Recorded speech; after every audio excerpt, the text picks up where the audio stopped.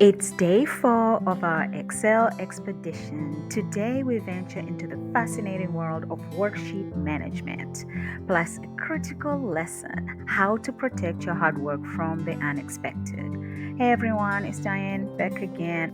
First of all, let's face it, a worksheet title sheet 1 isn't too descriptive. Learn to rename them for clarity. And if your workbook's getting crowded, don't worry. Editing, deleting, even copying and moving worksheets is a piece of cake. Also, have you ever done something in Excel and immediately thought, oops? We've all been there. That's where the undo and redo commands swoop in to save the day. But here's the thing, Excel's not just about doing, it's also about preserving.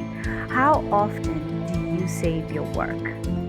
Imagine working for hours and then boom, the power goes out. That would be a nightmare, right? But with Excel's auto recover, you are protected. It's like a safety net, capturing your data even when you forget to save. So for day 4, embrace the freedom of editing with confidence. And remember, save, save, save, and save again. Your data is your effort and your time, and protecting it is wisdom.